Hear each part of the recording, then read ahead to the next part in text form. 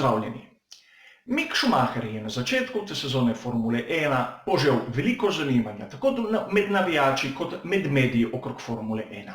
Tudi na prvem tistem testiranju mladih voznikov je bil v centru pozornosti, tako ko je vozil za skuderijo Ferrari kot za Alfa Romeo Racing. A zavedati se moramo, prvič, da njegov priimek je zelo težka popotnica v svetu Formule 1. Kajti vsi ga vidijo kot sina Michaela Schumacherja, zagotovo največjega voznika Formule 1 svojega časa in lastnika ogromnih rekordov v Formuli 1. A on je njegov sin. Talent se ne genetsko prenaša med generacijami. Imeli smo primere kot naprimer Hill, Villeneuve, Rosberg, kjer so bili sini uspešni, tako kot očetje. Spomnimo se primerov naprimer Piqueta ali Sene, kjer ta talent po krvi, po genetski vezi ni šel prav na nižje generacije. Tudi rezultati, ki se dosežejo v teh nižjih formulah, niso glavni pokazatelj talenta določenega voznika, kajti v teh nižjih formulah smo imeli voznike, ki so bili odlični, a v Formuli 1 se niso izkazali. Po drugi strani smo imeli voznike, ki so preskočili nižje formule, fantastični vozniki v Formuli 1. In če pogledamo to stopničko tik pred Formulo 1, kot je bila nekoč Formula 3000, GP2 oziroma današnja Formula 2, smo videli lahko, da tam sta bila prvaka Lewis Hamilton, Nico Rosberg, fantastična voznika, prvak je bil tudi Pastor Maldonado. Kimi Raikkonen nikoli ni bil v tej seriji. Michael Schumacher je vozil samo eno dirko v Formuli 3000 in to v japonski Formuli 3000. Max Verstappen je preskočil to stopničko in danes v Formuli 1 je eden izmed najboljših, kar jih vidimo. Torej, vsi ti rezultati, ki jih vidimo v teh nižjih formulah, ne morejo biti merilo o pravem talentu voznika. A Mick Schumacher ima danes težave. Namreč, po tem bliskovitem skoku Maxa Verstappena v Formulo 1 je FIA zaostrila pravila za pridobitev superlicence. Zato mora voznik doseči določeno število točk, ki jih pridobi z mesti, zmagami v določenih kategorijah v roku 3 let. Danes, v tem trenutku, ko snemam ta prispevek, ima Mick Schumacher vse pogoje za pridobitev superlicence. Namreč ima 2 drugi mesti v Formuli 4, govorim v prvenstvih, in tisto zmago v Evropski Formuli 3. 12.12.2019 mu bojo te rezultate iz prvenstva v Formuli 4 brisali, ker bojo stari več kot 3 leta.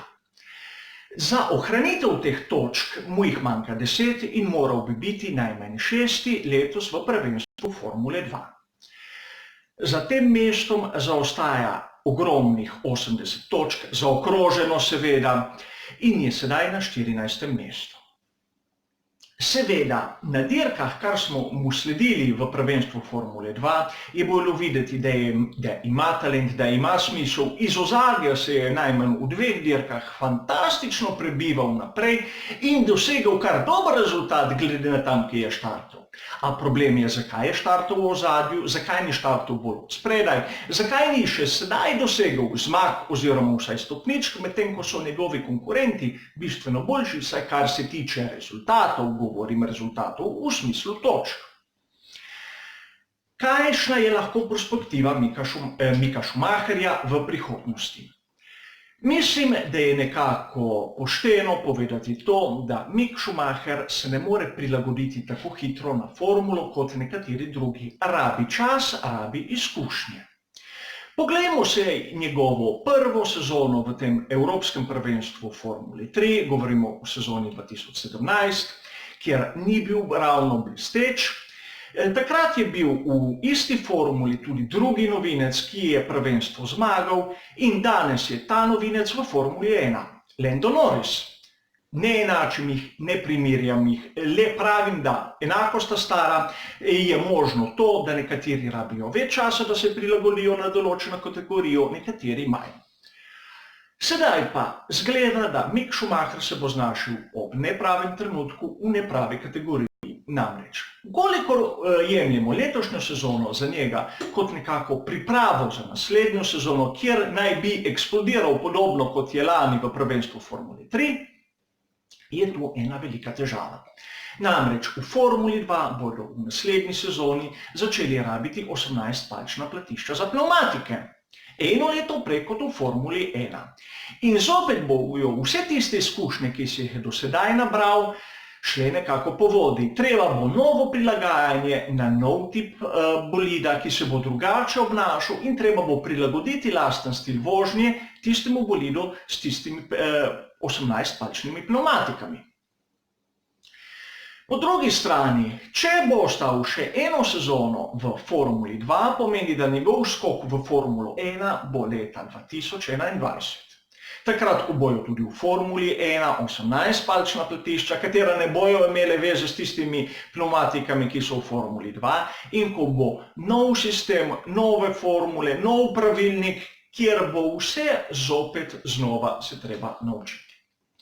Je to dobro za njega? Je to sploh dobro za nekoga, ki rabi čas, da se prilagodi bolidu Formule 1? Po mojem mnenju ga spravi v položaj, kjer mu ne bo najbolj udobno. Je mogoče rešiti ta problem? Po mojem mnenju, ja.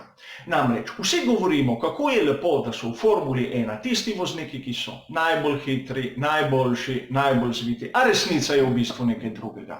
V Formuli 1 so po večini tisti vozniki, ki imajo finančno zaledje, sponzorje, pa imajo zelo dobre lobiste okrog sebe, da jim dobijo sedež. Zavedajmo se, priimek Schumacher je lahko po eni strani zelo velika ovira, kaj ti daje velika pričakovanja, po drugi strani pa lahko odpre marsikatera vrata in pritegne marsikaterega pokrovitelja. Zato bi bila velika verjetnost oziroma dobra možnost za Mika Schumacherja ta, da bi vsaj eno dirko v letošnji sezoni Formule 1 zamenjal na primer Antonija Giovinazzija. Ima pogoje za superlicenco, za eno dirko odpeljano, bi jo potrdil in nobeden mu je ne more več vzeti.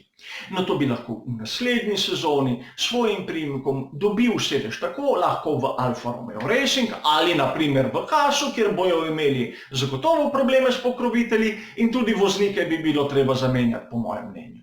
In tako bi dobil, bi preskočil tisto stopničko, bi preskočil to zadnjo oviro in dobil bi možnost se dokazati v Formuli 1. Seveda, če bi to naredil, bi bila ta prva cela njegova sezona res tisto biti ali ne biti, a imel bi vsaj možnost se dokazati. Ukolikor bi začel ostajati v Formuli 2 sezono, dve, tretja bi bila že bistveno preveč, bi imel velike težave dokazati, da je Mick Schumacher tudi vreden Formule 1 in da ni samo priimek kot nekateri primeri, ki smo jih videli do sedaj. Primeri, ki smo jih videli do sedaj, se spomnite, kdo je bil? Matijas Lauda. Hvala za vašo pozornost, pa nasvidenje.